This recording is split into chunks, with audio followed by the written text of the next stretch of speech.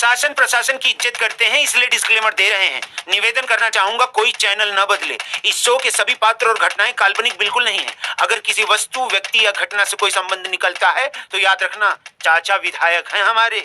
इस शो को देखकर सिर्फ मुस्कुराइए, क्योंकि हमारा उद्देश्य किसी की भावनाओं को ठेस पहुंचाना नहीं है। लेकिन अगर फिर भी किसी की भावना को ठेस पहुंचती है तो आओ कभी हवेली पर।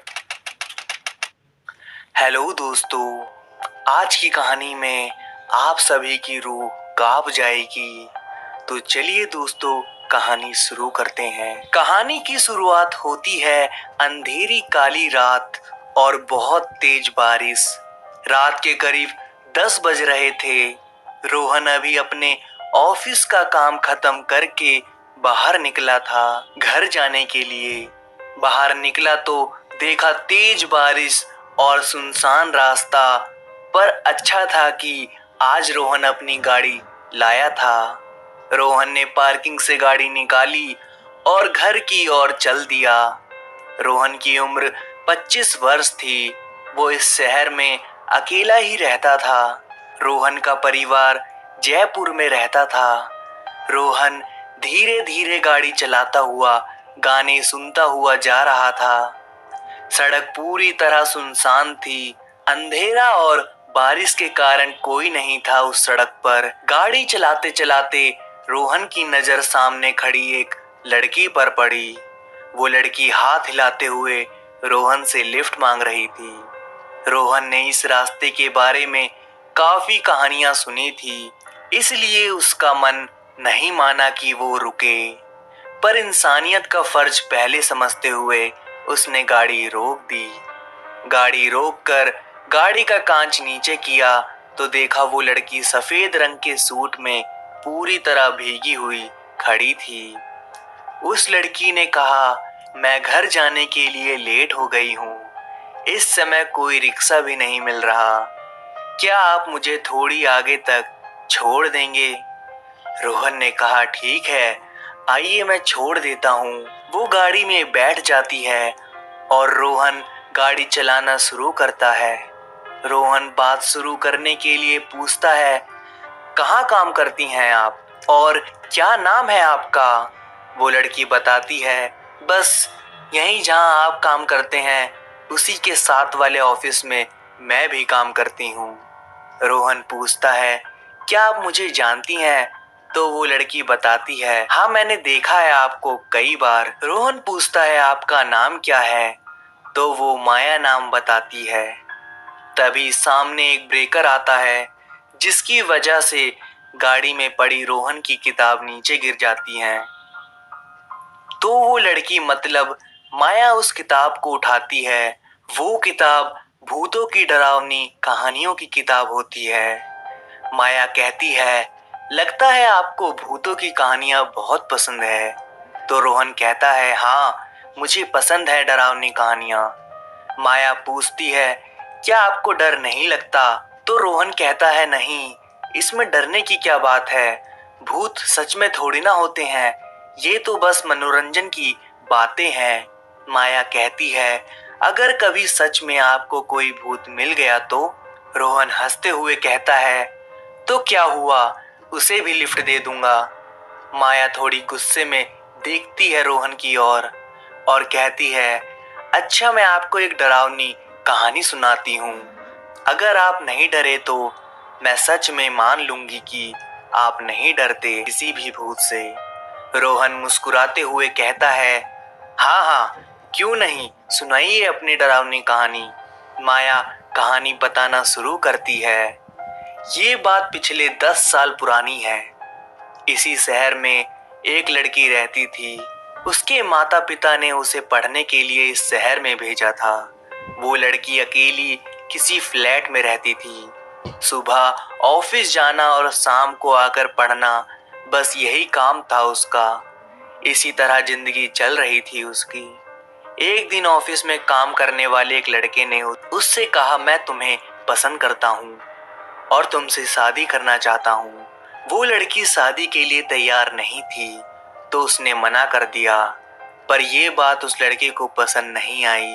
वो रोज उस लड़की का पीछा करता, उसे डराता कि हाँ कर दो वरना तुम्हारे लिए अच्छा नहीं होगा। वो लड़की बहुत डर चुकी थी, तो उस लड़की ने उस लड़के के खिलाफ पुलिस कंप्लेन कर दी। पुलिस ने उस लड़के के खिलाफ कार्रवाई करते हुए धमकी देने और पीछा करने के जुर्म में उस लड़की को पुलिस ने लॉकअप में बंद कर दिया। 2 दिन तक वो लड़का वहीं रहा, फिर पुलिस ने छोड़ दिया। अब वो लड़का और गुस्से में आ चुका था। उसने फैसला किया कि वो उस लड़की को नहीं छोड़ेगा। अगले दिन जब वो लड़की ऑफिस से घर वापस आ रही थी, रात हो चुकी थी, तो वो लड़की जल्द ही घर पहुंचने के लिए रिक्शे का इंतजार करने लगी, पर कोई रिक्शा वाला नहीं था वहां। वो लड़का इसी पल के इंतजार में था कब उसे वो लड़की अकेली मिले। लड़का लड़की के पास आया, उसने अपनी जेब से चाकू निकाला और उस लड़की का गला काट दिया। उसे मारने के बाद भी वो उसके शरीर पर चाकू से वार किया जा रहा था। थोड़ी ही देर में उसने उस लड़की के टुकड़े टुकड़े कर दिए। वो सड़क और वो लड़का खून से भीग चुके थे और सुनसान सड़क होने के कारण वहां और कोई नहीं था। बहुत ही भयानक मंजर था वो। फिर वो लड़का वहां से भाग गया और अब वो खुश था क्योंकि उसने अपना बदला ले लिया था। फिर कुछ दिनों बाद वो लड़का इसी रास्ते से गुजरा। वो अकेले ही गाड़ी चलाता हुआ जा रहा था। तभी सामने उसे एक लड़की खड़ी दिखी जो हाथ दिखाकर लिफ्ट मांग रही थी। उस लड़के ने गाड़ी रोकी और लड़की को गाड़ी में बैठाया। अगली सुबह वो लड़का अपनी गाड़ी में मरा हुआ मिला। डॉक्टर ने बताया कि उसकी मौत दिल की धड़कनें रुकने की वजह से हुई। माया की कहानी यहाँ खत्म हुई। रोहन ने कहा, बस खत्म तुम्हारी हॉरर स्टोरी। माया ने कहा, तो बताओ कौन होगी वो लड़की जो उसकी गाड़ी में बैठी थी और उस लड़के की मौत कैसे हुई। रोहन हंसते हुए बोला, ये भी कोई पूछने की बात है। वो लड़की उसी लड़की की आत्मा होगी जिसको उस लड़के ने बुरी तरह से मार दिया था। रोहन कहता है, पर एक बात समझ नहीं आई, उस लड़के की दिल की धड़कनें क्यों रुकी? मतलब ऐसा क्या देख लिया उसने? और उस लड़के में तो हिम्मत भी बहुत थी क्योंकि उसने ही तो बुरी तरह मारा था उस लड़की को। माया कहती है, उस लड़के को किसी का डर नहीं था, इसलिए उसने उसे डरा कर मारा। और डर तो तुम्हें भी नहीं लगता? माया मुस्कुराते हुए कहती है। रोहन कहता है, हाँ, क्योंकि ये सब बस कहानियां हैं, ऐसा सच में नहीं होता। माया कहती है, अगर मैं कहूँ कि मैं ही वो लड़की हूँ तो तब भी तुम नहीं डरोगे? रोहन कहता है, बस यार, अब कुछ ज्यादा हो रहा है। ये कहते हुए रोहन माया की ओर देखता है, पर ये क्या? माया में कुछ बदलाव नजर आ रहे थे। सफेद सूट अब लाल रंग का हो चुका है, खून से भीगा हुआ। बाल खुले और चेहरा भी खून से भरा। गले पर चाकू के निशान भी थे। रोहन घबराते हुए बोला, अगर ये कोई मजाक है तो अभी बंद करो इसे, और गाड़ी वहीं रोक दी। अब माया के शरीर से आवाजें निकलने लगी, जैसे कोई फर्नीचर खिसकाने की आवाज आती है। रोहन देखता है माया के दोनों पैर पीछे की ओर घूम चुके हैं। अब धीरे धीरे उसके हाथ भी पीछे की ओर मुड़ रहे हैं, और ये क्या, उसकी गर्दन भी पूरी उल्टी हो गई, जैसे कोई गुड़िया के हाथ पैर घुमा देता है। बिल्कुल वैसा लग रहा था। इतना भयानक था वो मंजर कि कोई सोच भी नहीं सकता था। रोहन वहीं जम सा गया, और कब उसके दिल की धड़कनें रुक गई उसे पता ही नहीं चला। अगली सुबह वहां पुलिस आई और रोहन की बॉडी को ले गई साथ। वहां खड़े लोग यही बात कर रहे थे, एक और लड़का मारा गया। इसने भी जरूर उस लड़की को लिफ्ट दी होगी। जिसने भी उस लड़की को लिफ्ट दी वो जिंदा नहीं बचा। तो दोस्तों, कैसी लगी आपको ये कहानी? दोस्तों प्लीज़, अगर आपको ये कहानी अच्छी लगी हो तो प्लीज़ इस वीडियो को लाइक कीजिए, और अभी तक आपने मेरा चैनल सब्सक्राइब नहीं किया है तो प्लीज़ सब्सक्राइब कर लीजिए।